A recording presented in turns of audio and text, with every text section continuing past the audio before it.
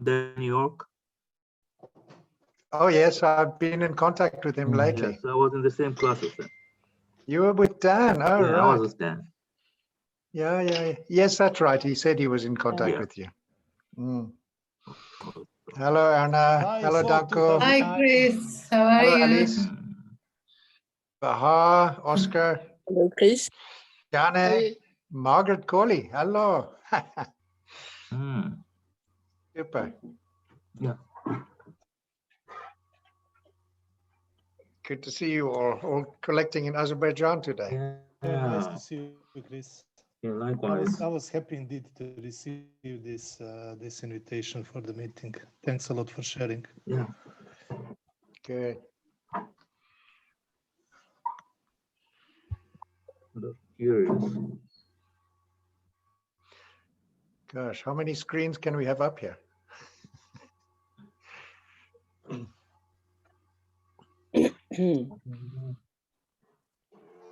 Must be the oldest one. Ah, there's Baha. There. Coming. All right. That's what I'm doing.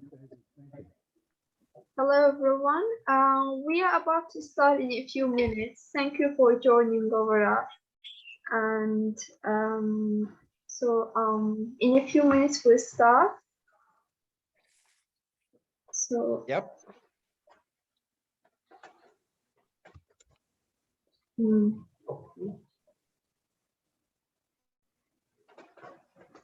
Hi Edna, how are you? I'm fine. Good. Some familiar faces, I'm seeing. Hi, Incha. I'm good. I'm in Leuven at the moment. I know. How are you there? Good. Everything's good. Perfect. Nice to see you guys. Hi, Oscar. Hi. How are you guys? Good. How are you? It's been a while. Good. Oh.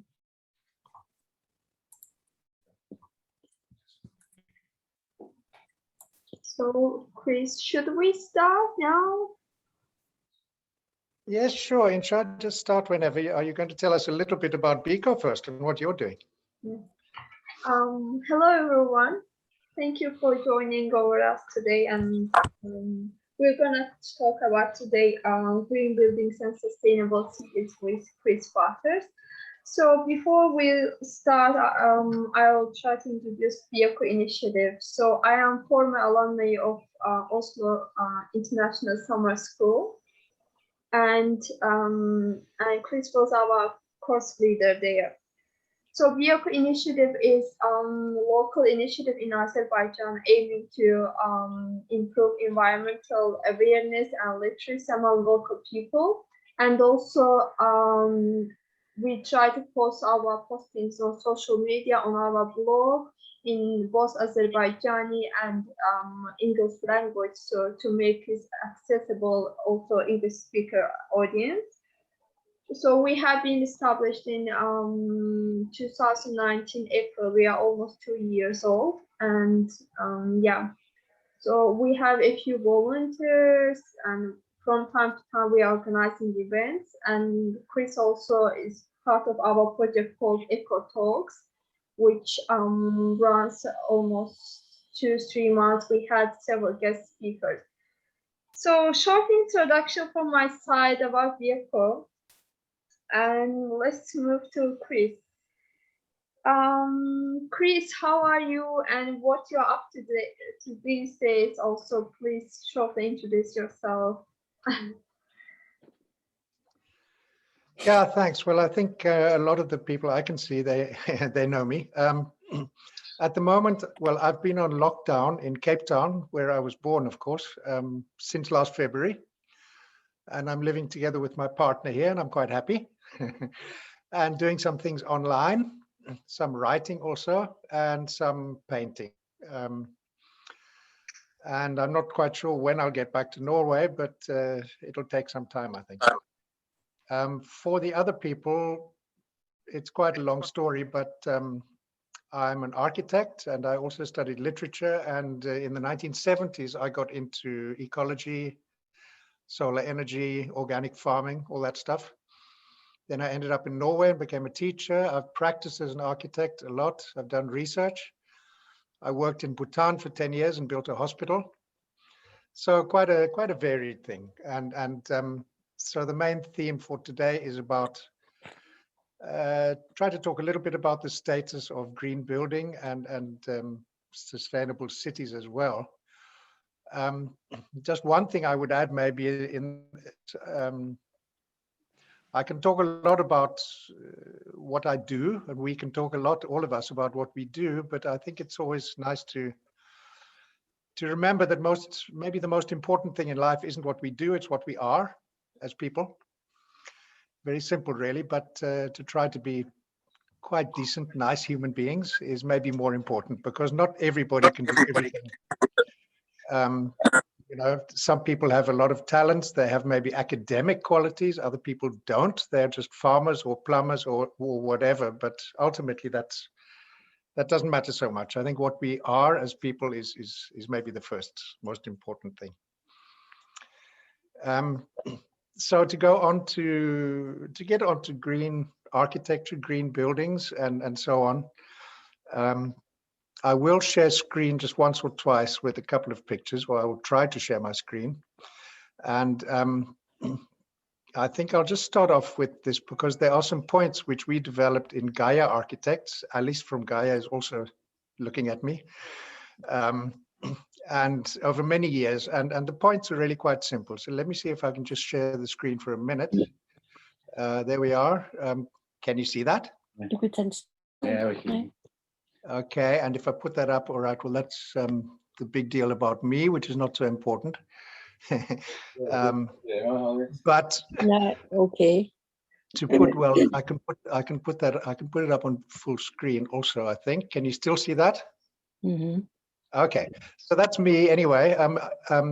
Incha, you can make all of these slides available for everybody, of course. But if I get onto these 10 points, and the same applies for city planning to a large extent. So just very quickly, the first thing is setting the goals, of course, your aims, which should be high goals, and it should be holistic, but also realistic. It depends how much money you have, where you're living, if you want a fairly conventional building, or if you want something that really looks freaky and very special.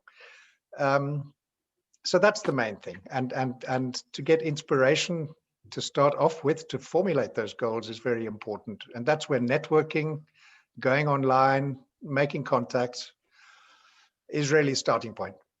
And then the program for the building, that's really important because this is where you set a lot of the possibilities for a result which gives you an ecological design and a low footprint.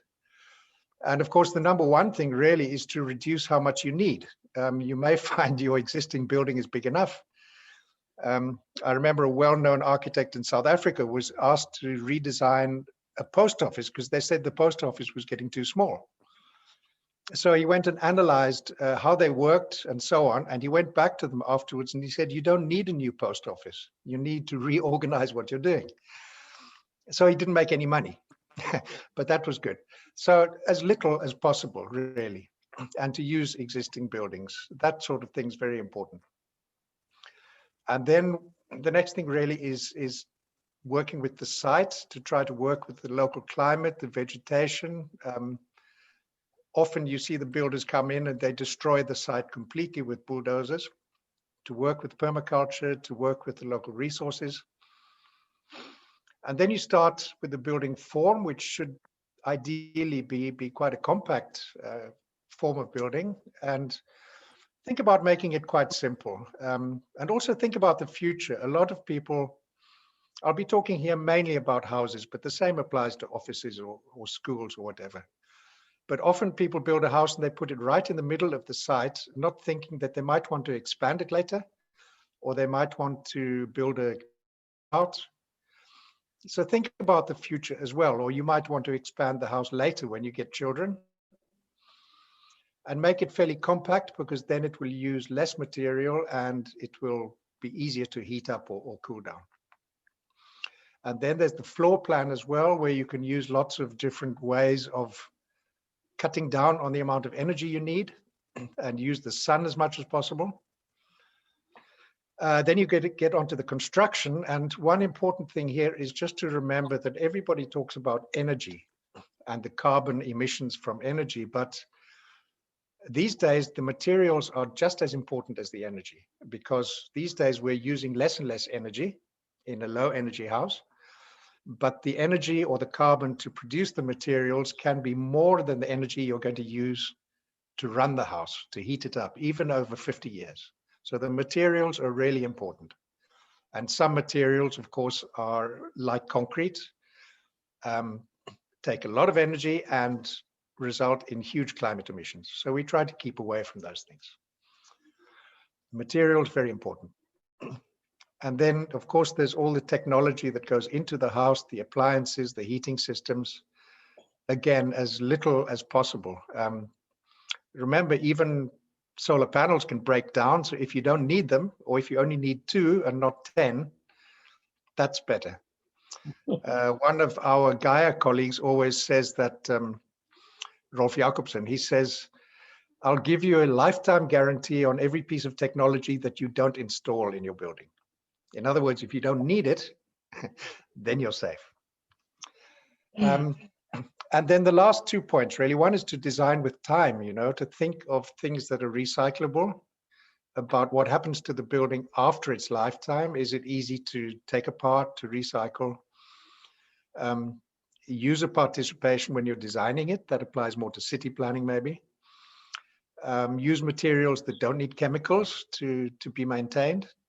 Just think of the time aspect. And then there's the whole thing. There's a spelling mistake at the bottom. I mean, eco-technology, economy, beauty. In other words, to work with the whole of us, head, hands, and heart. You need a building which is also beautiful to live in, healthy to live in, and not only friendly to the environment, but friendly to you, and of course, economically possible. Sorry, somebody's here. Okay, I'm going to stop share there. Hi, come. Yeah, I'm on a Zoom meeting. That's okay. Come past. Come past. Sorry, that's somebody came in. Just let me go down here quickly. 2 more. There are lots of mistakes out there, and here are a couple of funny ones. The one on the left is one of the biggest construction companies in Scandinavia, and they've designed a house where you cover your whole garden with solar panels, and that's really stupid.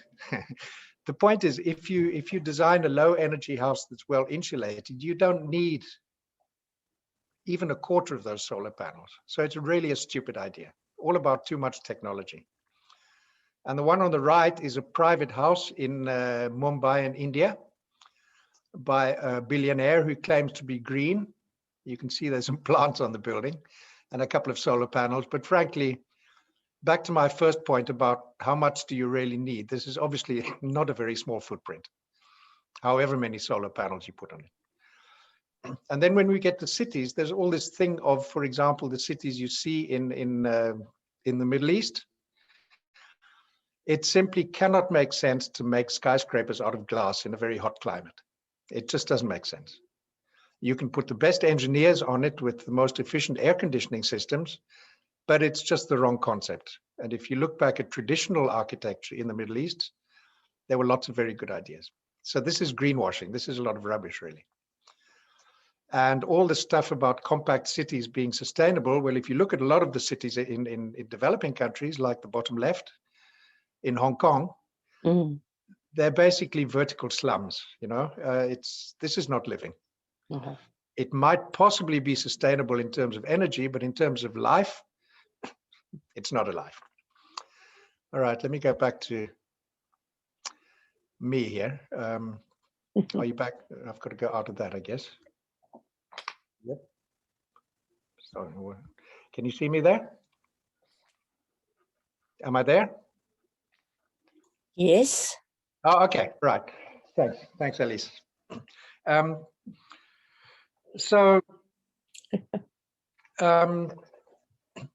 Basically, building a building, as I said, is partly about the human aspects of it, the functions. It has to feel good.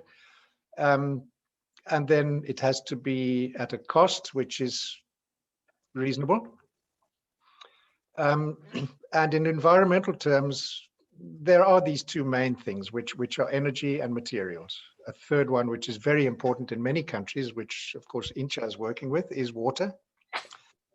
Because some materials take a lot of water, and of course a lot of energy production messes up water a lot. You know, the coal-fired power plants, the nuclear power plants, they have cooling water, which often messes up local aquatic systems. So water, energy, materials are maybe the three main things. And of course, hot climates, cold climates are very different. Dry climates and humid climates are very different. But there are very good responses in all of them, which we can often learn from the traditional architecture. But obviously in cold climates, it's mainly about keeping the heat in. And in hot climates, it's about keeping the heat out. Using nature as far as possible. So, for example, in a climate which gets quite cold sometimes, like New Mexico or Tibet, but where there's enough sun in winter, you can normally design a building that doesn't need heating because you get enough in through the windows. You can do enough with passive solar architecture. In humid climates, it's much more difficult to deal with humidity is more difficult. And in some cases, you can use natural ventilation, you can improve the humidity, but you may need air conditioning. But there are, these days, there are very good solutions in all climates, and we see all over the world now buildings that are being built, which basically have zero environmental impact in the sense of energy use. They can either produce all their own energy or get it from renewables. You don't see quite so many people working with materials yet, but that is coming in a lot. And for example, in GAIA, we use timber a lot, and timber that doesn't have lots of chemicals. We use earth building a lot, which of course is a tradition all over the world, clay plaster, and we use straw bale building as well, which is actually coming in again as an industrial product. People used to think that was some kind of old hippie stuff, which it was when I started doing it, and my hair was a lot longer and not so gray. But these days it's coming back as an industrial product. It used to be, and in fact I saw a program just the other day from an African country, I think from Rwanda, where building company is starting to make building panels out of straw. And you get straw and hempcrete and so on in Britain now as well. So these very simple materials are coming back. Maybe you can't use them for very tall city buildings, but they're very, very simple, because I think a lot of the technology we've been using is more than we need. You don't need reinforced concrete for a small building. Maybe you need some cement in the bathroom, although clay is also very good for that, as Alice knows very well. Let me talk about Alice's bathroom in Oslo. If you use clay plaster or gypsum plaster in your bathroom, you mix it hard. The water doesn't wash it away when you shower, but it sucks up the humidity. So when you finish showering, there isn't mist on the mirror.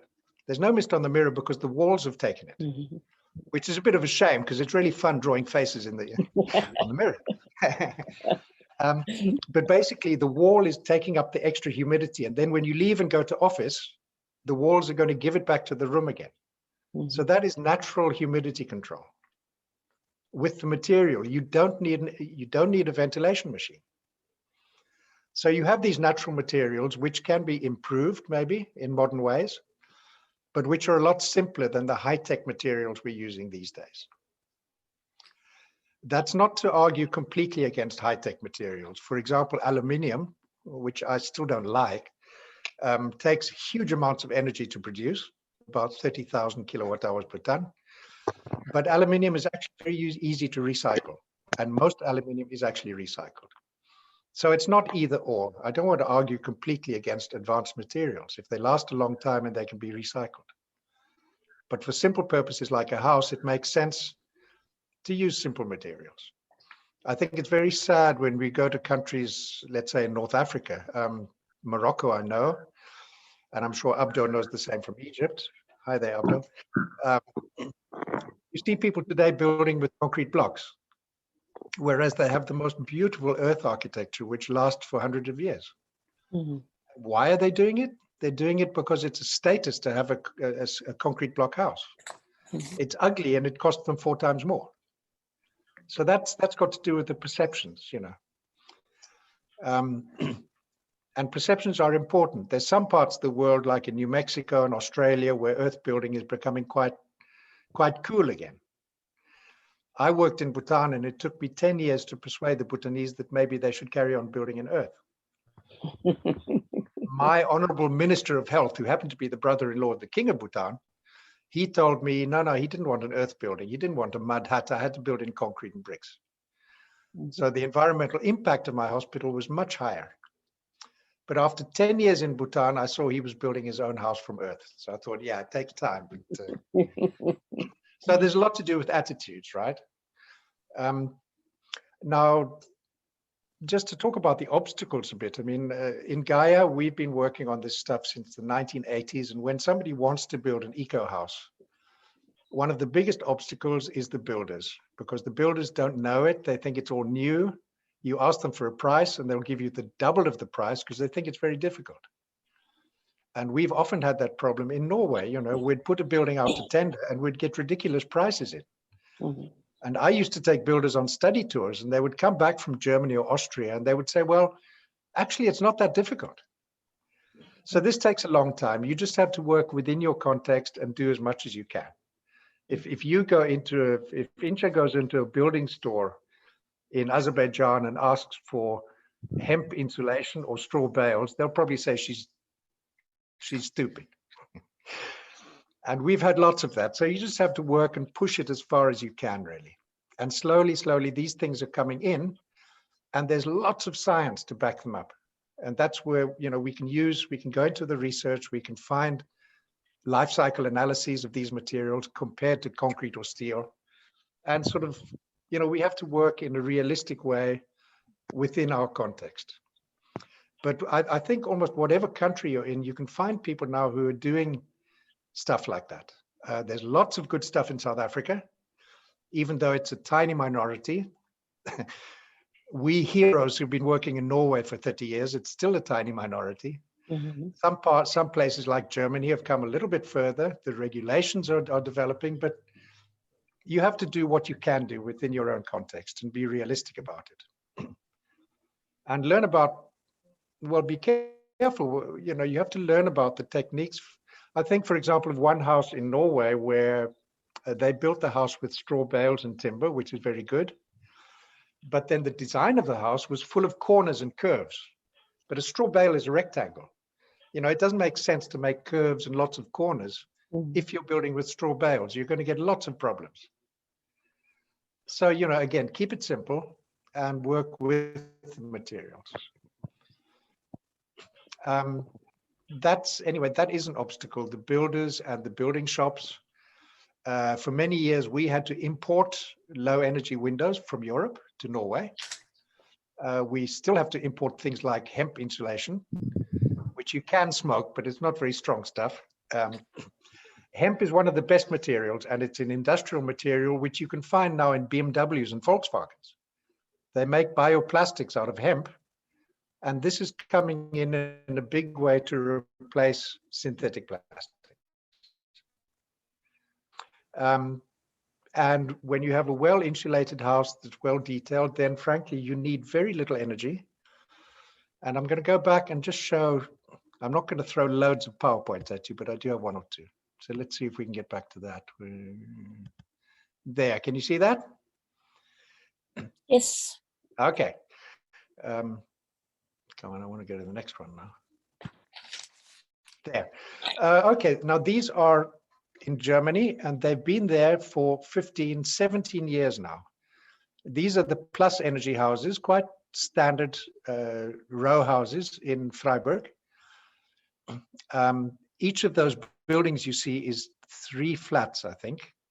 So they're fairly small and compact. they're well insulated, they use quite simple materials, and the south face of the roof is covered with photovoltaic panels. And I remember going there when they were being built 17 years ago, and there was a notice outside saying, these are for sale. If you buy this house, you're going to get an income every year.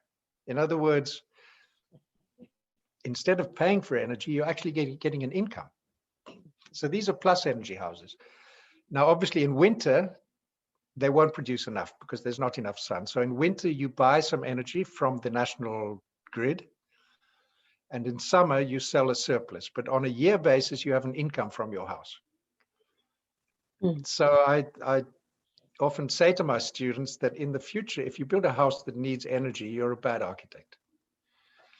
Just to provoke them a little bit. So, I mean, come on, this is 17 years old. It's not very difficult. And the prices of the solar photovoltaics are coming down. I don't know quite which countries I have with me here, but of course, these days you still see many places where there's a roof of the house with solar panels on top. That's first generation of stuff. These days, the roof covering itself are the solar panels, which saves a lot of cost. Okay, this is a GAIA building in Norway. This is a school, a kindergarten by Rolf Jacobsen. Timber, straw bales, and clay plaster. That's most of it. Natural ventilation. The straw bales are very good insulation. You can see at the top right, the guy is actually shaving the straw bales to make it a little bit smoother. Then you put on wire netting and plaster it. So very, very simple.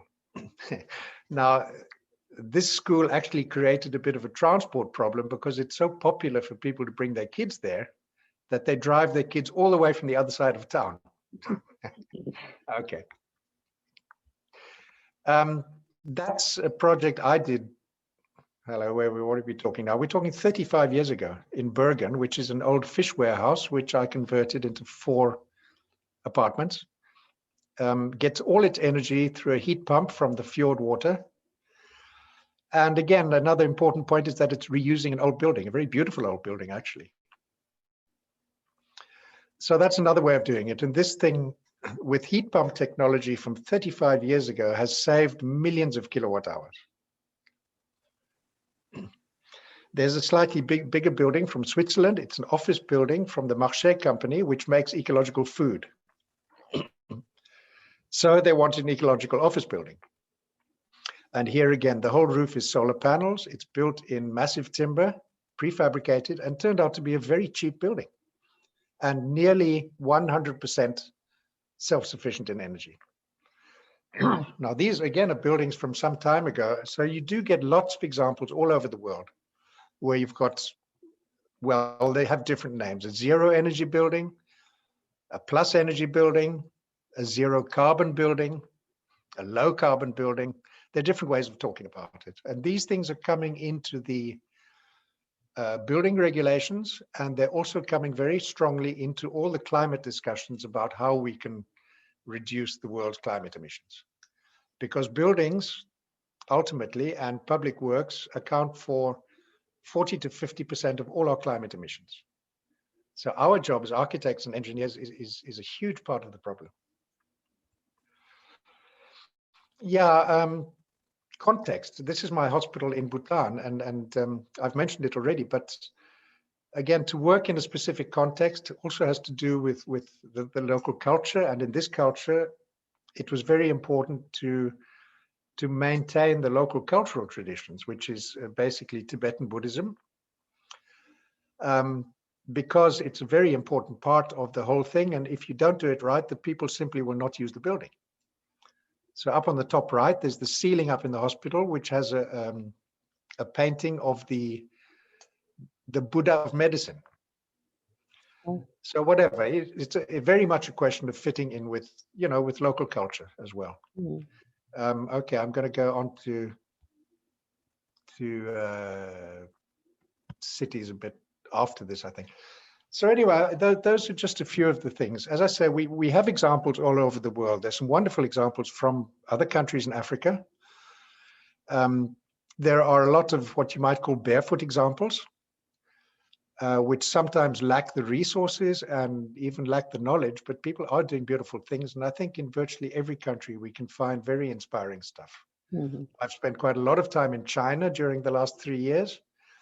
And although China is building millions of tons of concrete every second, you can also find good examples in a place like China. Mm. But it's not easy to change the path. You know, for example, we wanted to talk with the people building all the skyscrapers in China, which takes them about a week and then they're finished. But they don't have time to talk to you. You know, they're busy pouring concrete.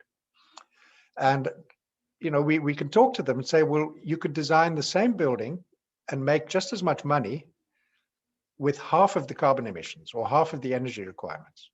But the pressures for economic growth, industrial growth are so big that they haven't got time to talk to you. We worked a bit in Tanzania, and there's a different problem in that sort of context because there are only about 5 architects in the country, probably.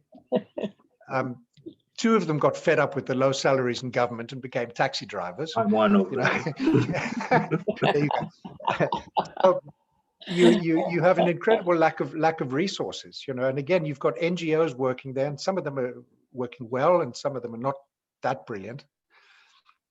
But simply the resources are not there, and the kind of advice they're getting from the international institutions is often to go for the conventional building, to go for concrete and steel and stuff. And for years, there's been all this stuff, intermediate technology, started by Schumacher, and started by the wonderful Egyptian architect Hassan Fateh, architecture for the poor, using local techniques. The same in Indonesia and where Erna comes from, and Malaysia. A lot of wonderful local traditions in India as well. And I think we need to get past that bump of incredibly high technology and come towards if you like, a mix of simple traditional stuff and advanced stuff. But simplicity, I think, is really a key word for many, many reasons. Yeah. And again, being realistic, we simply have to do what's possible in our own location. If you're in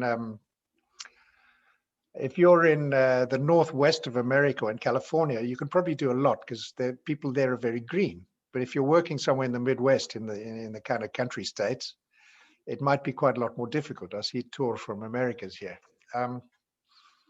It's very contextual. But the solutions are out there, and it's just a question of pushing and pushing and being diplomatic, being a little bit angry sometimes. It's all there. Just to say, it'd be nice. I think you can, if you want to write questions on chat, I think you can do that, and then maybe Incha can send a couple of questions or ask me. Show a couple of things about cities. We have more like comments here. We haven't got any questions yet, so whenever we're gonna have, you can raise hand or you can directly write. Okay, well, just let me say a couple of words about cities, and then let's hear some of those comments. Sorry? We can read, I can read out loud. So Margaret told us, your presentation already brings some fond memories of ISS when I was there in 12. Thank you for organizing this session. And yeah, some highs.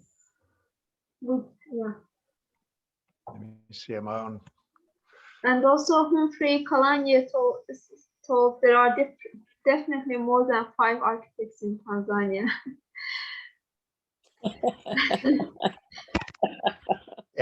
Yeah, 15 maybe. No, I mean, but there is a lack of there are some crazy things. One thing, Humphrey, we found out, we also worked in Uganda, and there's a curious thing because in African countries, people have been making bricks for a long time, but they were making them in a fairly simple way, and they weren't always very straight. So people are using a lot of cement between the bricks.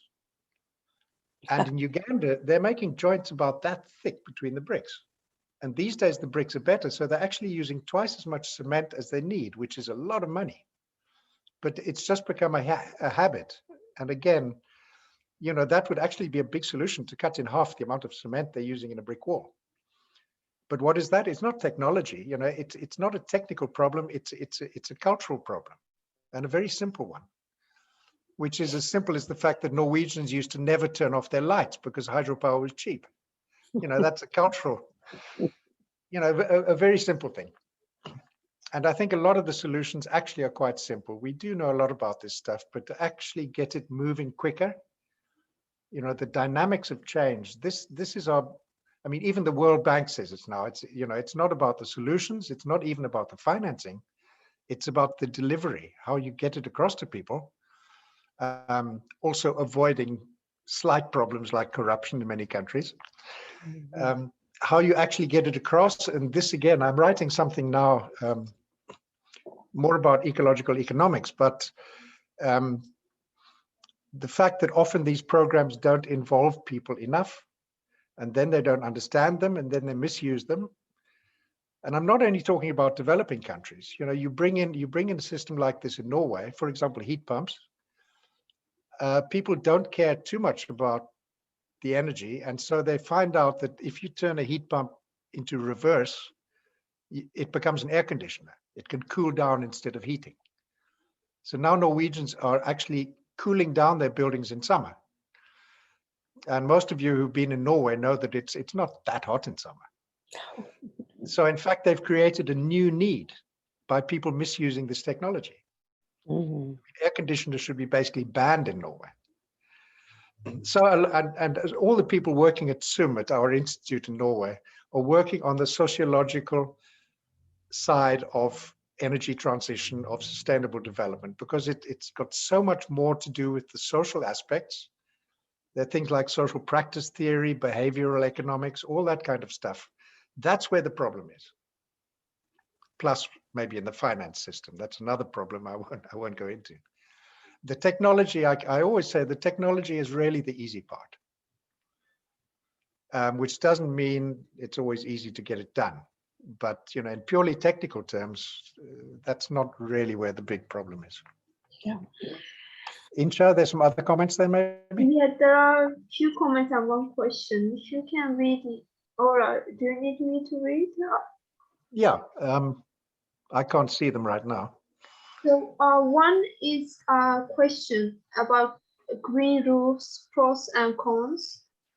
And there is also comment from Abdel Hamid.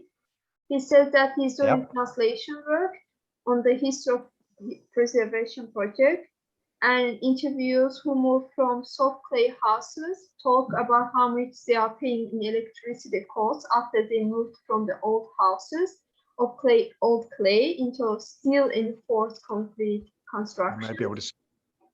And they say that they miss cool breeze of their old houses. Actually, I can see some of these comments. Yeah, there are more than 5 architects in Tanzania. Northern California is talking about more resistant. Yeah. Indeed. Well, wildfires. We've just had a terrible fire in Cape Town, you know. You can't really, there's not much you can do to help homes survive fires, although if you build them in some materials like earth or, well, concrete for that matter, at least the walls will be left standing. I think fires, part of the university in Cape Town burnt down last week. And really, it's got more to do with the urban planning level, that you really have good fire breaks and things like that. And better forestry practices as well, you know, cleaning the forests. And if people want to live in the forests, I think, you know, it's hard to avoid that problem completely. What else we got here? Oh yes, here's the one about oral history. This is from Abdul. Well, it depends. You know, clay is mixed very differently. And some of the modern ones maybe are not as good as the old ones, because the old people knew how to do it. But again, some of the modern ones are, you know, we are using modern understanding, so they can be improved. A house in a moderate climate should provide fairly good insulation. In a very cold climate, it's not enough. You'll need something a bit more than that. Again, going back to Tanzania and Uganda, you've got this attitude where people say, no, the mud houses, they wash away with the rain. In Bhutan, I know ruins which are 100 years old and they don't wash away. So there's an attitude thing here, and it is partly a question of how they do it. And for example, what we did on some schools in Norway is that the bottom part of the wall, where you are going to get a lot of rain splashing up, the bottom part of the wall, we're using cement plaster because it is maybe stronger. And then higher up, the walls are simply clay plaster. So that gets around that problem in a way. And in terms of humidity and health, clay is much, much better material. Much better. Or bricks which you don't, unfired bricks, just bricks made out of earth. Because if you fire the bricks in a normal kiln, the energy in the bricks is not that much better than a concrete building. You know, it's a lot of energy to fire the bricks. And again, I remember Alice and the others in Norway, we were looking for a factory that made bricks which are only fired at a lower temperature, which are also cheaper. But again, everybody's gone to a very high-tech brick, which is fired at a very high temperature, using loads of energy and carbon emissions. But again, for a small building like a house, 2 or 3 floors, you don't need to fire the bricks at such a high temperature. You know, we've gone over the top sometimes for simple purposes because oil was so cheap. You know, you could build glass buildings because air conditioning was very cheap. Oil and gas were cheap. So what the engineers were doing in the 1950s, I think this is important. Engineers weren't stupid, but they were designing glass buildings because it didn't matter. You know, the air conditioning was really very cheap. And they simply weren't thinking about it. They didn't need to think about it. Engineers are smart, and now they're doing things better these days partly because energy is more expensive, and addition energy is it's a global, it's a human problem in addition. We are intelligent enough, to make things work. We're just not very quick at changing. Yeah. China's interesting, it's partly the economic thing. There are thousands of skyscrapers in China which are standing empty, both offices and residences, because of this thing of economic growth. And as long as they carry on growing at 6, 7, 8%, those are going to fill up. People are going to go to the cities. There'll be new jobs, new factories. But we know that can't go on forever. Nobody can grow at 8% forever. So I think China is going to face some big challenges, and all of it is concrete or steel. I mean, the climate emissions are absolutely staggering. So in cities, there's always debate about cities. And I did write a book, which some of you may have seen, called Designing Cooler Cities, together with a researcher colleague in China. And we have researchers in that book from Sri Lanka, Malaysia, Taiwan, India, a lot of those hot countries, talking about that. And one of the goodies we did, which some of you have seen, was, of course, that eco-city in Taiwan, which was trying to integrate town and countryside. A lot of people these days are talking about the compact city as the best way to make a sustainable city. And we need to think about that very carefully, because a dense, compact city does make a lot of sense in terms of transport. Things are very close. You can have buses or underground systems carrying lots of people. But in many other ways, concentrating people is a very bad idea. You're concentrating noise, you're concentrating pollution, you're creating very high land prices. You're also concentrating people together in pandemics, and you're creating a heat island effect where a lot of the countries, the biggest cities, growing cities these days, are in the very poor countries of the hot climates, South America, Asia, Africa. And some of these cities are becoming unlivable because of heat events. Now, heat events are a big thing, and there was a heat wave in Europe in about 2003. And the estimate is that roughly 70,000 people died. But Europe is not the hottest place on Earth. And you get these heat events more and more, and with 1 or 2 degrees more of global warming, some of those cities are going to become unlivable. And who for? For the poor people. The rich people, they can drive around in Bangkok or Manila with air-conditioned cars, or they can jump in the swimming pool, but the poor people can't. They're working in factories with no air conditioning. They've got to work outside. They may have poorer health anyway because they don't eat so well. So it's a question of equity as well. But there's more and more concern that the urban heat island is going to become one of our major problems because cities are already 5 or 6 degrees hotter than the countryside around them. And I've written a couple of articles about that. It's a big topic. And that's one of the things we were trying to do in Taiwan, which was really to bring in the countryside and ensure urban ventilation to get the air to move through the city. This is not just to make a nice green picture with lots of trees. You know, it's a climatic design effect. It's urban ventilation. That's one of the things. Many people might know Vauban in Freiburg, which is a district, which again, I keep on showing this one because they have 20 years experience now. So the technology is maybe not the latest, but it's a very, very interesting district because it's not very dense, but it is a city district.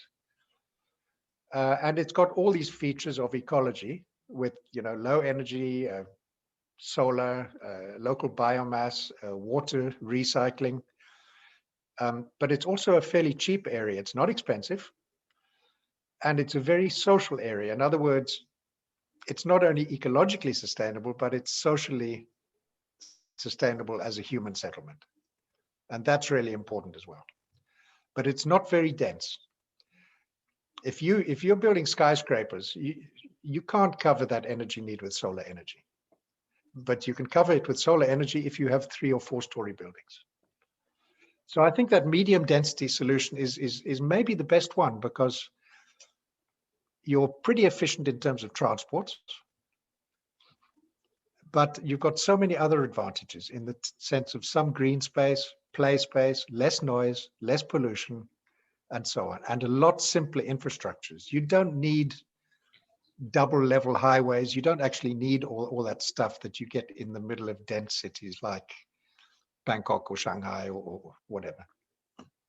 So I think that middle sort of density may be the best solution.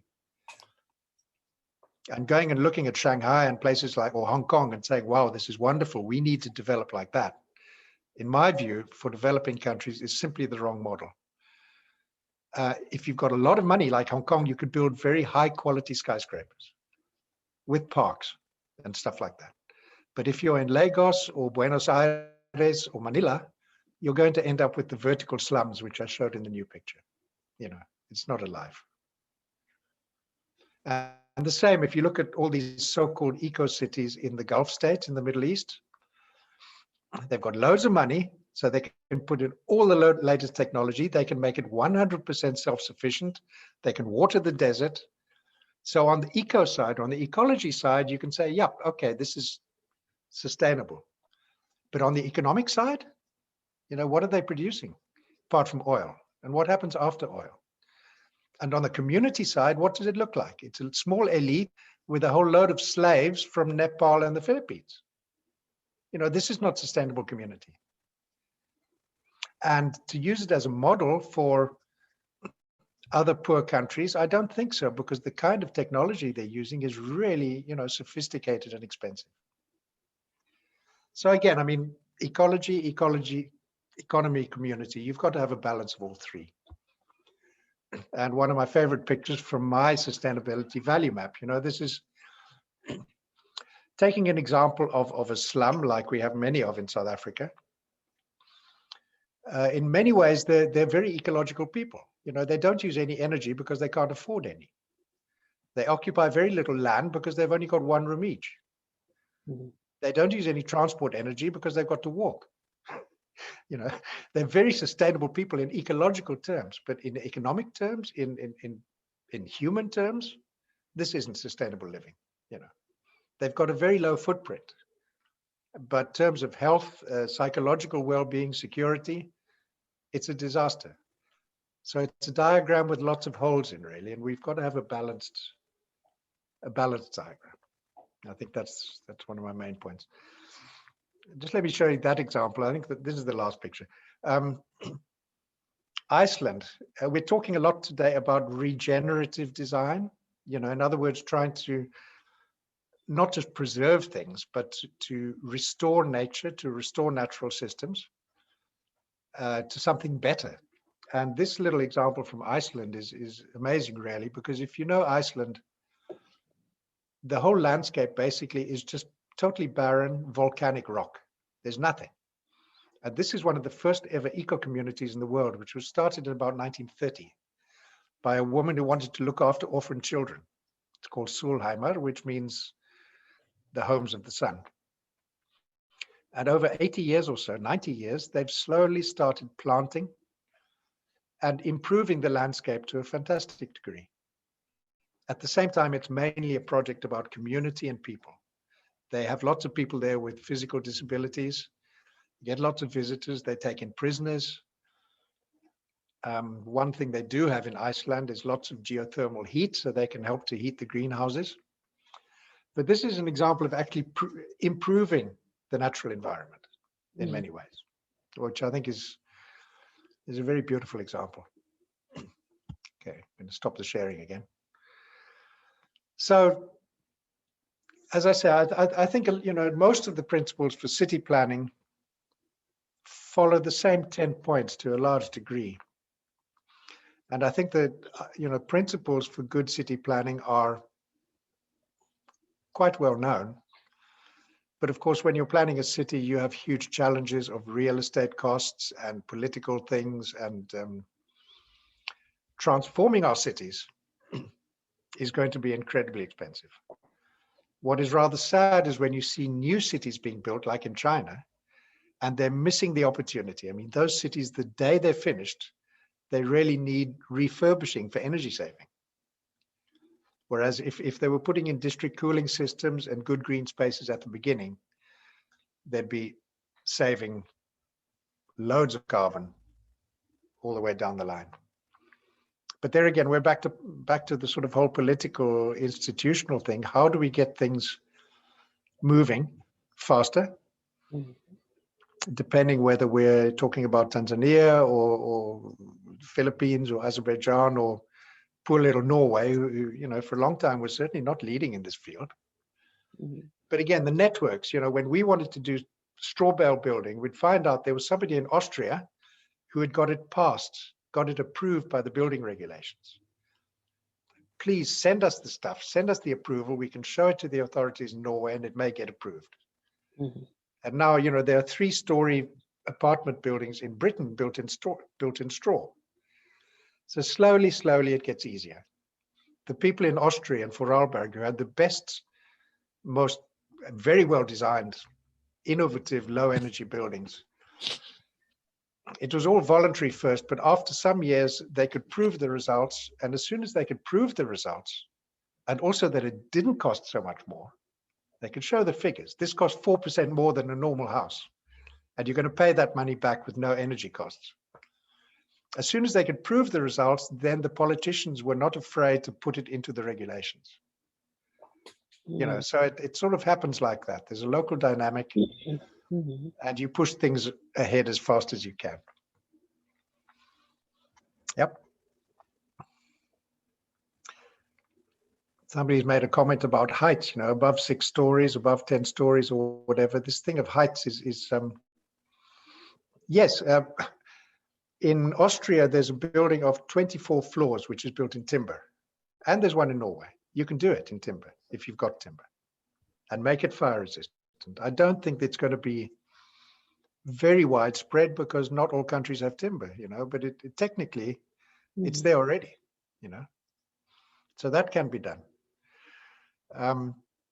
We know from countries like Yemen that there are buildings 9 stories high built in earth. So even that is possible, but you've got very thick walls. So maybe it's not that economical. In China, one of the things we looked at was the buildings they were building in the 1980s, which was sort of 5, 6 floors, very bad quality, but they were apartments that were ventilated all the way through from the front to the back. At 5 or 6 floors, you can plant big trees that are going to shade them. You know, there's some advantages like that, but in the skyscraper, the trees aren't going to help. You've got one-sided apartments which only point one way. So there's no light inside the inner part of the apartment. You've got to use artificial lighting. Some of them are pointing only north, so they're cold. You get loads of disadvantages when you're building skyscrapers. It's very, very difficult to really make sense out of that.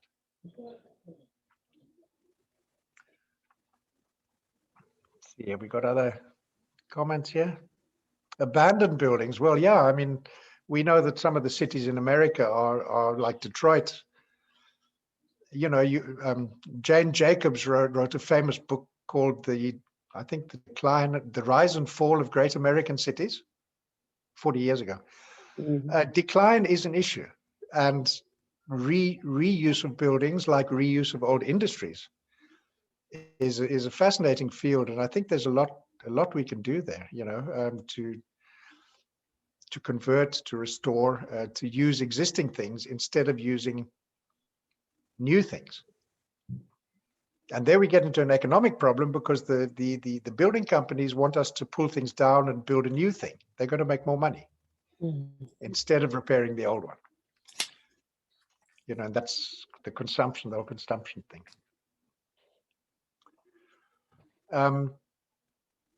Sanitation issues is mentioned here. Well, again, growth is an issue, because suddenly the sewerage system becomes too small and you've got to dig up all the streets and put in a bigger one if you don't plan ahead. And that's why in some places, you have to put in a retention system to keep back the stormwater when it rains hard, so that you don't flood the systems. In Oslo, for example, you have to be able to keep back some of the water, because otherwise, you know, the sewerage system would be flooded in when there's heavy rain. And that brings me back to what somebody was asking about green roofs. In some cities, green roofs are becoming almost obligatory, because the green roof is going to absorb a lot of the first half hour of rainwater. And green roofs used to be obligatory. It was the law in a couple of cities like Berlin, in order to stop fire spreading. They were back to fire again.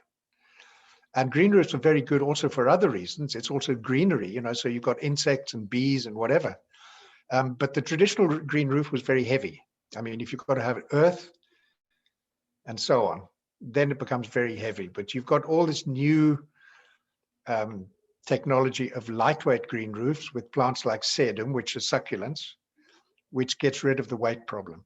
So green roofs and even green walls it's a very important thing, because it's also to do with greening the city and creating a better microclimate. And also very, very pretty, I think, in many ways. It's an important thing. The traditional one in Norway, as many of you know, is very heavy. They don't do that so much anymore. It's also very good sound insulation. I've seen houses in Norway built along the freeways, along the motorways, where the roof facing the motorway is a grass roof, probably mainly to cut down the sound. Really. Yeah, what else have we got here? We've got other questions and things. What do we focus on? You know, one thing is, again, getting back to the sort of sociological approaches. I know that researchers in places like SUM, they say, well, what is it that motivates people to do this kind of thing? And again, it'll be different in different countries, but it's only maybe a quarter of the people who do it because they have a real heart for ecology and saving the planet. There are only a certain number of people who really do it for idealistic motives, for altruistic motives. Some people do it because they're crazy about the latest technology. You know, if photovoltaics is the latest thing, they'll do it for that reason. That's a typical, maybe slightly more masculine thing. And then a lot of people would do it because there's sort of peer pressure. If their neighbors are doing it or they feel it's the right thing to do, they'll do it for that reason. I think particularly in fairly obedient societies like Norway, Sweden, Germany, if it's the correct thing to do, then people will start doing it, you know. And ultimately, maybe the motivation doesn't matter that much, but we have to make it easier. And this is where the economic system is one of our obstacles.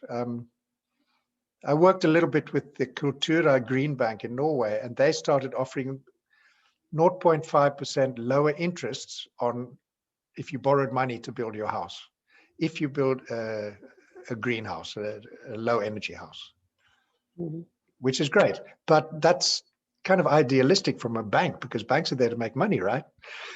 This is what the state should be doing. But also enterprise, you know, if a public enterprise can take corporate responsibility and also give you 0.5% lower interest, they give themselves a wonderful green image, and that may work. Gvanta from Georgia, who was also on the course, she got me into the Green Business Awards in Georgia. And that was very, very interesting discussions, because some of the banks there are also saying, we're encouraging people and giving them better credits if they build green. It hasn't really come very far in Georgia, but you know, they're starting. And one of the banks was even saying, we're actually encouraging people to borrow less money. They say, what?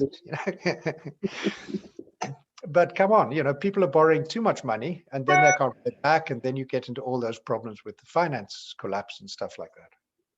So business is a part of the solution. You know, there's lots of greenwashing, but business is part of it. The state is part of it, but the state has to be careful maybe not to do too much.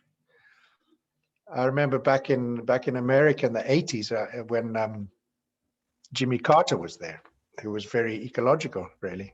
They were giving huge subsidies to solar energy. And they were giving subsidies to some solar panels that would never survive on the market. They were much too complicated. So, you know, the state can give too much support in the wrong way as well. So it's a kind of a balance. We need everybody joining in here. And I do think that in general, we do need much more action at the top level, you know, of policies and finance and so on. We're hearing some noises in that direction from, from the new boss in the States. We'll have to see. Things are moving along, but they're moving very slowly. But there are really good examples everywhere. Green building, I think, is a fascinating topics, and the same with cities. Yeah. Yes, Incha, what do you think would be of interest? We have one question here as well from GAIA. Yeah. So it's about energy efficiency and sustainability aspects in buildings, how they have been enacted by the authorities. Well, I think often not very well. For example, in Norway, you could get a subsidy, a grant, if you built a low energy house. But the amount of bureaucracy and paperwork involved, you know, to get a grant of 50,000 krona was too much for a lot of people. They said, you know, let's not bother. And on the other hand, for example, let me get back to Kultura Bank. I helped them to design a simple system where they would set a list of points if you applied for a loan to build a low energy house. But Kultura Bank did not have the people who could follow up and see that they actually built it. You know, so the results is another thing which is lacking in a lot of the energy efficiency things. But I think always, I think that one of the other problems with energy efficiency is that, or energy conservation, is that it means using less stuff and buy less stuff. And that does not fit with the logic of economic growth. You know, we worked with natural ventilation in our schools in Norway. And then we applied for a research grant to go back and test the schools and get the results out. And the research council said, sure, that's fine. Just make sure you get 50% research grants from the industry. So we say, well, if we go to the ventilation industry and ask them to pay us to prove that we don't need them, no, we didn't get any money. No. You know, so there is this problem that downscaling, using more, is sabotaging the economic growth paradigm. If you bicycle to work, you're an absolute disgrace. You're sabotaging the local economy. Yeah. Or if you don't crash your car, or if you grow your own food, you know, you're not helping that economic growth. And we have to get round to new ways of defining development instead of growth, you know. And here we get into the whole thing about ecological economics. Mm-hmm. But a lot of the barriers to any green shift, including building a greenhouse, a green building, has to do with the economic system, you know.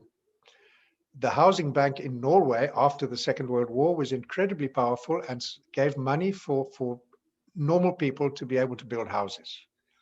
And they said up to 120 square meters, that's what you need for a family. So they defined some limits. If you wanted more than that, you had to go and get private financing, which was much more expensive. So that was a very good institution. And it vanished, you know, in the era of market liberalization. And that's what we need now. You know, if you've got a strong state organization, which can put limits like that for reasonable consumption and give you whatever, 1% lower interest rate or whatever, in a fairly simple way. Mm. So I think a lot of those initiatives have not been very good. I remember one of the first things that I think it was Bill Clinton cut off when he was putting a lot of money into this kind of thing. And one of the first things that got cut off was $8 billion to energy efficiency. And one of the things he kept in his program was that you got $2,000 if you traded in your old car and bought a new one, which was more energy efficient. And if you analyze old cars and stuff, actually, it would have paid people to carry on using their own cars. So again, because the one thing fitted with that whole stuff about industrial growth, and the energy efficiency one has always been a problem because it tends to mean selling less stuff, you know. And we've got to deal with that somehow. Mm-hmm. There are two more questions, Chris. So Sure. first by Margaret, she says, how can tension between economic growth and environmental sustainability be addressed to meet the deficit without leading to unsustainable structures such as slums? So she said there is 20 million deficit in Nigeria. A 20 million deficit? Yeah, I don't know if it's amount or dollar. Maybe I can voice it. So Okay. yeah. So my name. Thanks for organizing this session. Good to see you again, Chris, after all the years. And I'm just coming from a session where we've been speaking to a company called an organization called Shelterfreak. So they deal with low-cost housing in different African countries, and they have a couple of numbers on the deficit of low-cost housing in different countries. Yeah. So given this example, there's a deficit of 22 million houses, low-cost houses in Nigeria, taking Nigeria as an example. And just with drawing parallels to the image that you shared in Hong Kong, and this need for low-cost housing, how can are there any sustainable strategies for low-cost housing, and how can the tensions between this paradoxical sustainability paradoxes, where we're seeing tension between economic, environmental, and social tensions manifesting themselves, how can those be addressed without leading to unsustainable structures such as slums? Yeah. Margaret, it's a huge question, of course, and it's relevant in so many parts of the world. In South Africa, I don't know how many million it is deficit in housing, but the same thing. they've had a huge program in South Africa of low-cost housing, which has been criticized, but it has produced something. It has not had any particular focus on ecology at all. One of the issues, I think, in all these informal settlements is simply the question of organization. There's often very high criminality. You get slum landlords who squeeze money out of people. I see lots of small initiatives where maybe a group of 30 or 40 houses have got together and reblocked the shacks in a better way and just improved the amenities a little bit. But to scale this up, to the sort of scale we're talking about, you're talking about, 300,000 people in Lagos or 500,000 people in GAIA outside Cape Town. To scale it up is proving really difficult. The Cape Town has been better than some other places, and you see parts of these slum areas which are reasonably well organized. They have their sanitation. You can see they've got solar panels. There's street lighting for security. Whereas others are simply chaos with the sewage in the streets. Per person or per family, it really doesn't need much money. But to actually get it organized, often the planning capacity is rather small. Again, I know very good projects in India, but it's a question of scaling it up and making some kind of order out of a very large piece of chaos, a piece of chaos which is 500,000 people. This is, I think, there are solutions, but they tend to be small scale. And I think one of the main barriers, at least in this country, is simply the community participation, because these people are not well organized and they are often at the mercy of mafia bosses, drugs, extortion of money. The police don't dare to go in there. So they're paying rents which are unbelievable. They're paying $200 a month for one room, and they're earning maybe $220 a month. So that the scale of this stuff is I think the biggest challenge. I would love to see more ecological low-cost houses, but you can get into the attitude problem where I know, for example, a couple of countries where people have started doing this kind of thing in the slums, and then one of the local political organizations has gone and broken them down because they say, we don't want to live in an earth house. We want a modern concrete house. You can get into that sort of problem as well if you're trying to do sort of low cost, appropriate technology, self-building kind of stuff, that it doesn't get approved by the political forces. I don't know. Margaret's asking about, problem which affects, I don't know, 500 million maybe of the planet's population at the moment. How are we going to stop that? Partly to do with maybe well, I think one part of it is trying to make more sense of the countryside. I mean, there's so much focus on the cities. Mhm. And one of our points with the eco-city in Tainan was saying, the countryside is providing our energy, it's recycling our water, it's providing our food, it's also providing our bioethanol for the cars. And there are some prospects of being able to move a few jobs back to the countryside. Mhm.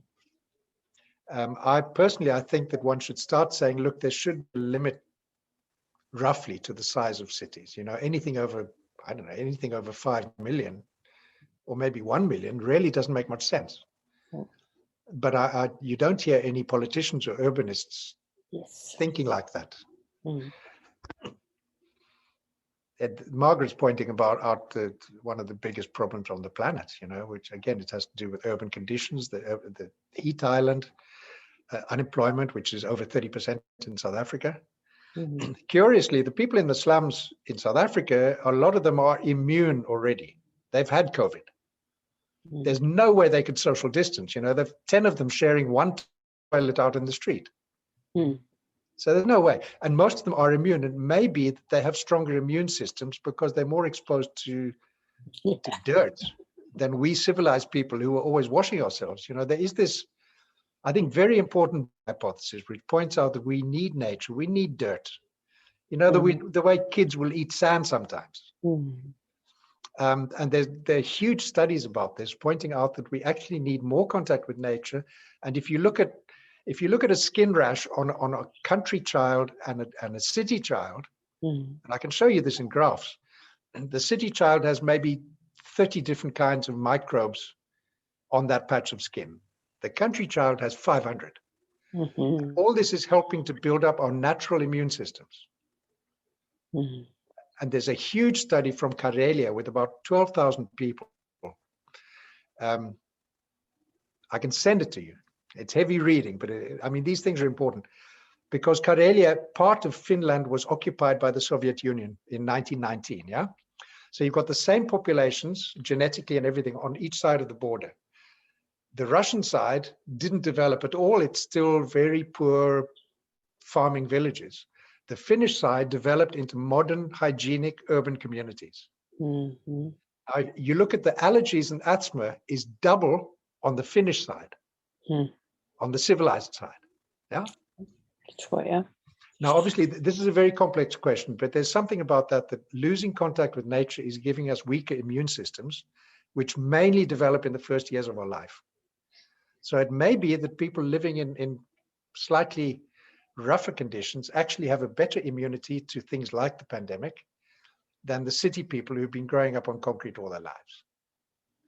You know, this again has something to do with cities. City living, you know, city living. You go to the park, but the park isn't really, it doesn't give you very much biodiversity. Or you go out and visit a farm about twice a year, you know, that's not really contact with nature. So there are questions to ask about cities, which have to do with the fact that we actually need nature. We need a bit more of that dirt. I'm simplifying a very complex argument here, you know, but it's an important one, and I think it's people are starting to talk about it.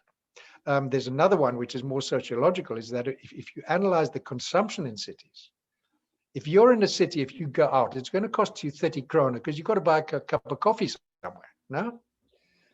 If you're in the country, you go to your neighbor or you walk through the forest. It's called situated lifestyles. The people who live in cities tend to have a higher consumption. You don't go walking around in the city barefoot. You've got to go into Gap and buy yourself some shoes. Mhm. Yeah? And they've got to look reasonably good.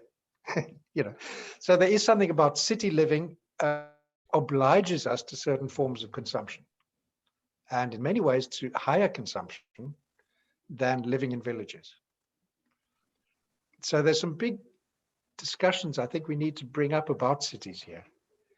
It's not, you know, again, it's very complex. I'm not saying one or the other is good, but there are some quite serious questions we need to start asking about city living. Urban heat island, immune systems, consumption patterns, things like that. Yeah.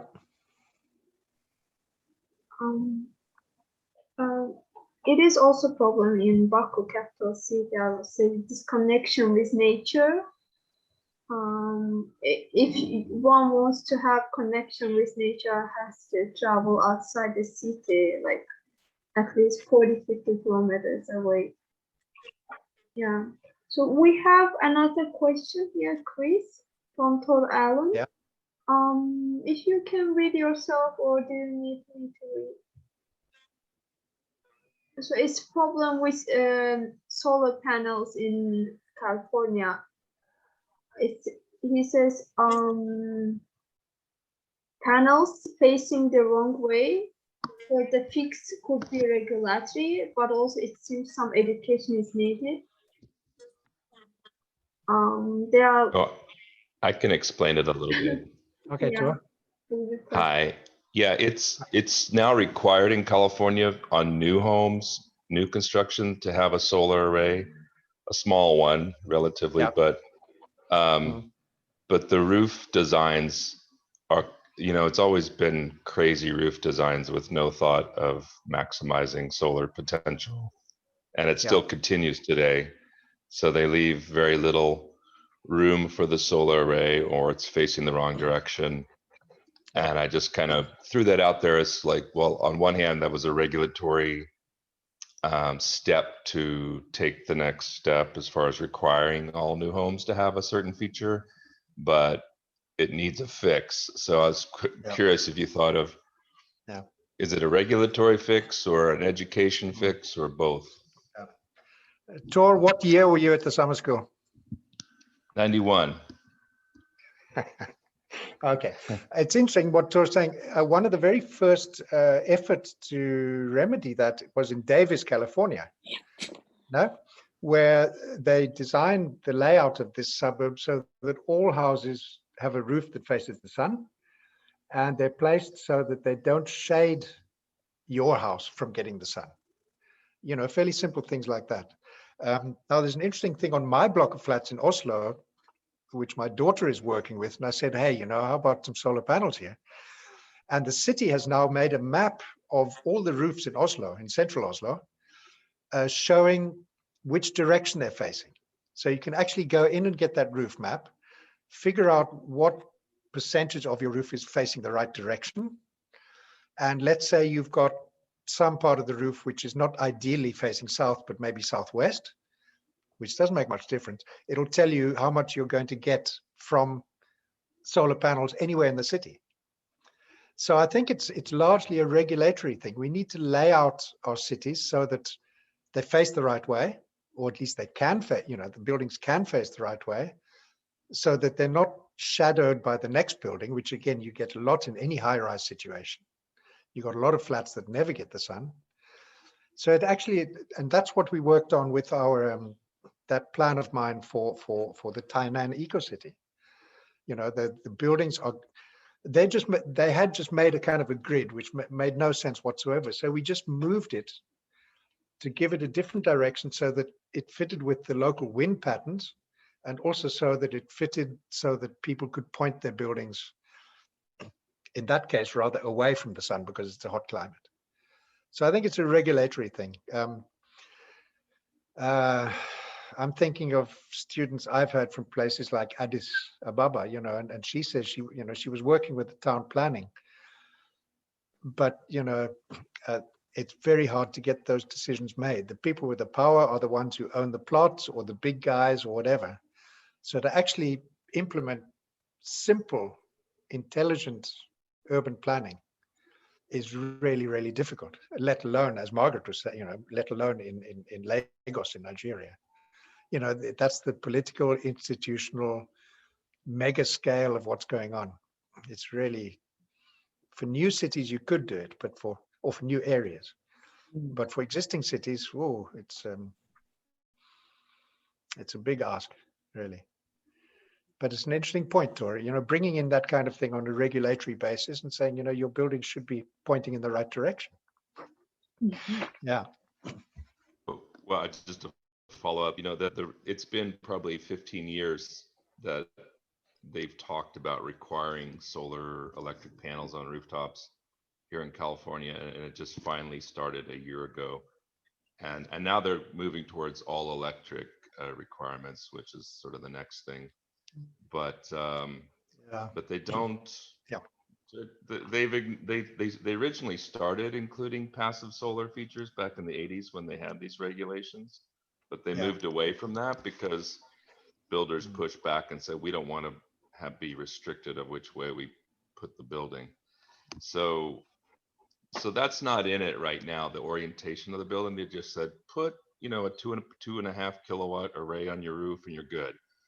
It didn't matter. It doesn't really matter where it's facing. So it was like, that's sort of, I think that's kind of, you know, not quite there yet, but get it, you know.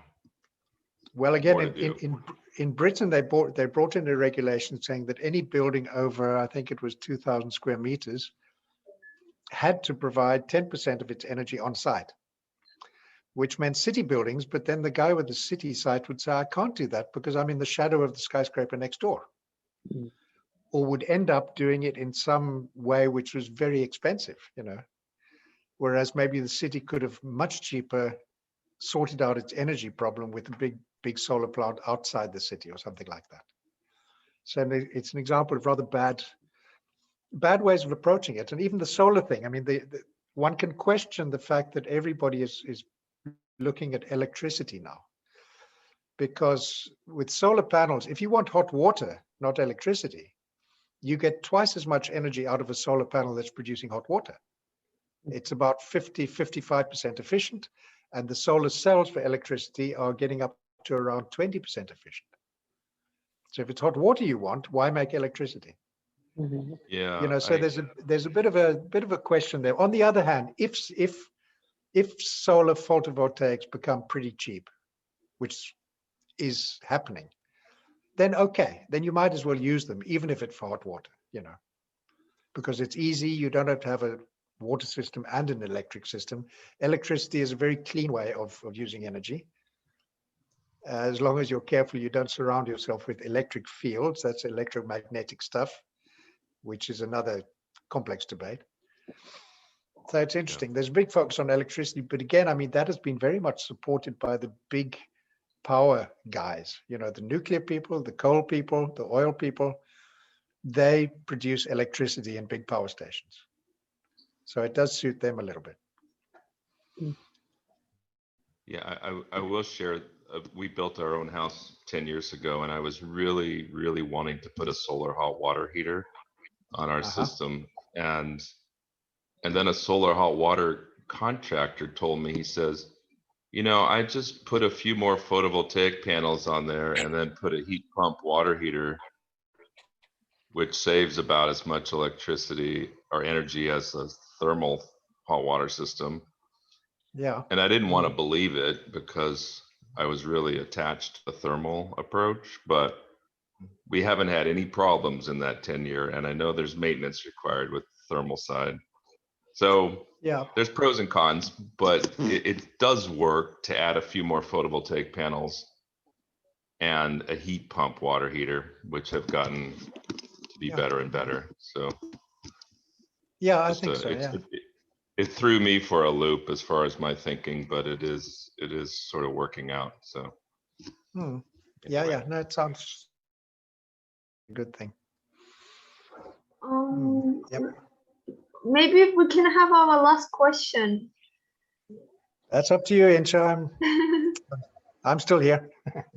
Fine by me, whatever we can decide. So there is from Abdul Hamid, the new Green Deal is being discussed in the US and also similar initiatives in the EU, and as a result of climate change, of course.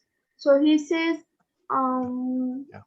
these deals can help transform architecture real estate business model.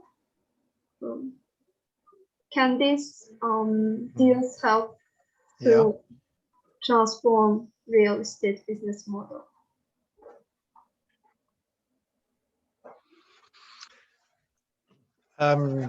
Yeah, I think a lot more focus is starting towards the building sector, and as I said, it's very important.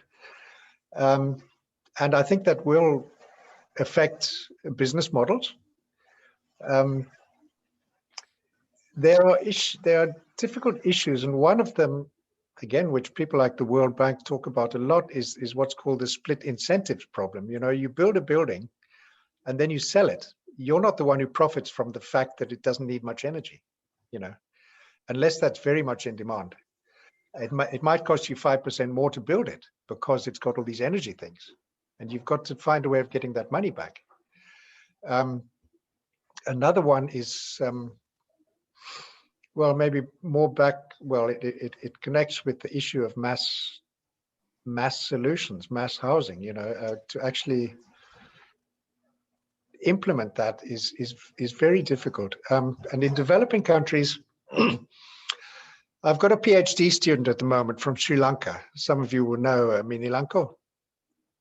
Now, a typical problem there is that it's a developing country and it has made quite strong climate commitments like everybody else. It has to. But there are other things, because climate commitment is one thing. That's an international political goal. A simpler thing is simply security of supply of energy to everybody, you know. Thing we can do is build another coal-fired power plant, which is exactly what they're doing with Chinese support in Sri Lanka, which is the opposite of the government policy. But they've got to deal with the population who need energy. They need it quickly, and they haven't got much money to pay for it. And the multinational organizations, the donors, like the World Bank, who are talking about sustainable energy for all, which again has become one of the SDGs, they are very much pushing private sector financing, you know. And again, the private sector financing, it may be renewables, or it may be people who are offering cheap gas-fired power plants.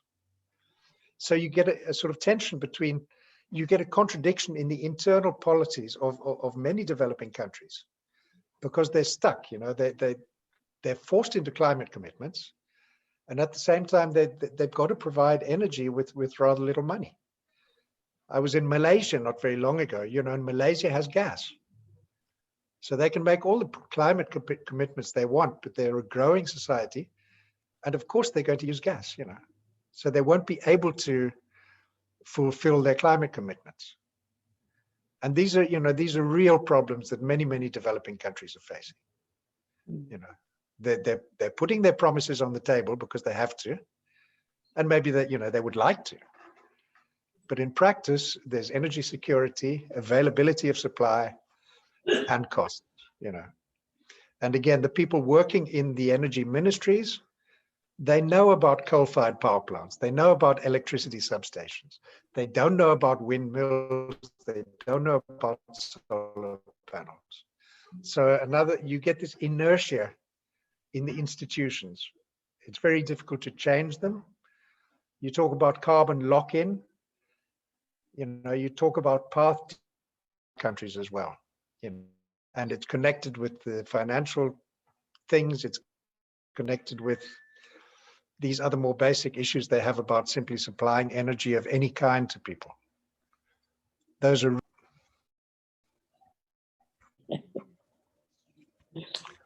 I can see the chat here, so I'm just looking through. Earth houses, okay, this thing about earth houses, ghost towns, yeah. Sanitation issues, we got that a little bit. The EU, the European Union is interesting, you know, things are happening. I mean, as I mentioned, there's all this big move by industry towards plastics made from plants, bioplastics. And hemp is a fantastic material, but many others. It's anything based on cellulose, which is plants. And some of the very first plastics 100 years ago, 120, were made from corn. They were made from maize. And then oil came along, and now we make all our plastics from oil and gas. And we've got to get away from it.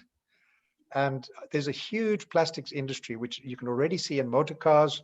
I mean, you've got the bamboo straws and all the little stuff, but there's a big industrial movement and European subsidies to develop the bioplastics industry. And people are confused by that, because some people will tell you the bamboo straws actually got a bigger footprint than the plastic one. You know, it's a complicated picture. But there's a huge potential, and what interests me, not least, is that in the hot countries of the world, a hell of a lot of things grow. You know, you've got loads of plants in the jungles, in the tropical countries, so that they might have an advantage there. And I did find out that a lot of these plants, which I'd never heard of, have actually been researched quite a lot, but they've only been researched for things like textiles. Nobody's been looking at them for building materials or for energy production, not very much. But bioplastics is one big area where Europe is working hard on it. And another one is the products directive, which Margot Wallström from Sweden was the commissioner of that. And what they're doing is pushing all products towards being ecological and having environmental declarations, you know. And that's really pushing all the industries in the direction of better products. And this is really important, because we should be able to go into any shop, any building shop, and trust what we buy, you know, whether it's the paints or the plastics or whatever. We can't be chemists. We can't understand all that stuff. It's too complicated for the consumers, you know. So I think that, again, back to Tor's issue of on the regulatory level, you know, that industries should be more and more obliged to produce things which have a low ecological footprint. And it is going that way, you know, it is sort of developing, but again, you know, Europe has the resources, but you can't expect the government to be pushing things like that in you know, in the poor countries. They haven't got the time or the resources to follow that up so much. But they're interesting developments.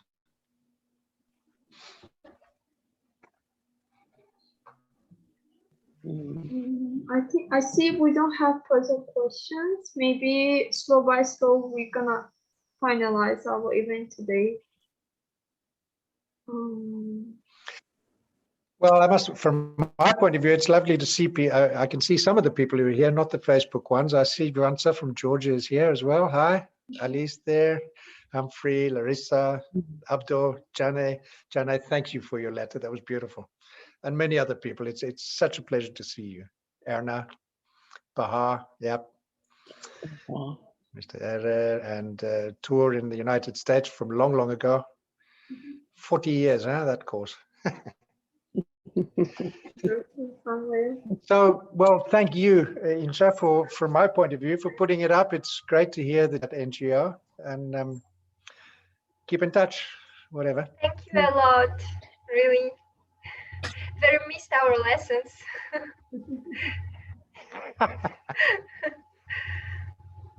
Thank you. Thank you. Please, would you share the finished paper with us, please? Sorry? Could you share the finished paper that you mentioned before, please? I mean, that studies about Russian part and Finnish part. I would really love to read it.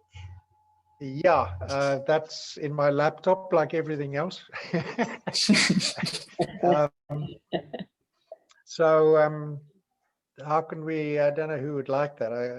It's a bit much to send it to all 300. You know, I have about there are about 300 email addresses for this that we have for the summer school, and we have 270 people have signed the petition now. It's fantastic. Yeah, it's big number. Fantastic, and a lot of them have written letters as well. But I think you all have my email. The one we're sending a petition on is a separate email for the course. But I think you all have my email, which is just chris@butters.no, just my normal email, and it's on this presentation. If Incha puts that out, my website butters.no. So write to me if you want that, or other things. You know, if you want things about the urban heat island or district cooling and stuff, just give me a kick and I'll send it to you. Okay. Thank you so much. Gotcha. Okay. Cool. Yeah. Hi, Kwanzaa. So thank you everyone for joining today's event, and thank you, Chris, for making it happen, for interesting talk. It was very interesting as always, and yeah, we learn every time. So goodbye everyone. It's hard to say goodbye, but yeah. Thank you everyone for participating. Have a nice evening to all of you.